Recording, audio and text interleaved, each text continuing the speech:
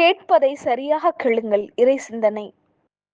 வைர வியாபாரி ஒருவன் தன் வைரங்கள் அனைத்தையும் விற்றுவிட்டு பணத்தை ஒரு மூட்டையில் கட்டிக்கொண்டு தன் சொந்த ஊருக்கு திரும்பிக் கொண்டிருந்தான். வழியில் ஒரு ஆற்றை கடக்க வேண்டியிருந்தது. ஆனால் எதிர்பாராத விதமாக அந்த ஆற்றில் வெள்ளம் பெருக்கெடுத்து ஓடியது. வெள்ளத்தை பொருட்படுத்தாத வைர வியாபாரி எப்படியாவது ஆற்றை கடந்து சென்று விடலாம் என்று எண்ணி அந்த ஆற்றில் இறங்கினான். அப்போது வெள்ளம் அவனை நிலை தடுமாற செய்தது. இதனால் அவன் தன் பண மூட்டையை வெள்ளத்தில் தவற விட்டான்.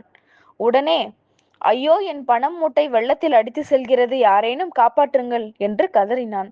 அந்த ஆற்றில் மீன் பிடித்து கொண்டிருந்த ஒரு மீனவன் காதில் இந்த வைர வியாபாரியின் கதறல் சத்தம் கேட்டது. உடனே அவன் ஆற்றில் குதித்து கடுமையாக போராடி அந்த பண மூட்டையை எப்படியோ மீட்டெடுத்து கரையை அடைந்தான்.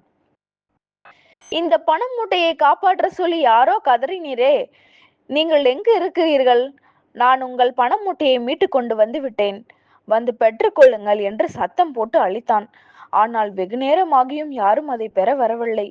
பிறகுதான் அவனுக்கு புரிந்தது, அந்த பண மூட்டைக்கு சொந்தக்காரர் ஆற்று வெள்ளத்தில் அடித்து செல்லப்பட்டார் என்று.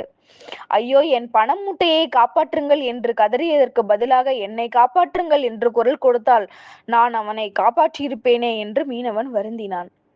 இப்படித்தான் நாமும் நம் தேவைகளை சில நேரங்களில் இறைவனிடம் சரியாமல் கேட்காமல் வெறும் பணத்தை மட்டுமே கேட்கிறோம். அதனால் பல நேரங்களில் நம் வாழ்வில் உயிருக்கு சமமான நிம்மதியை இழக்கிறோம். ஆம் நண்பர்களே, வாழ்க்கையில் பணமும் முக்கியம்தான்.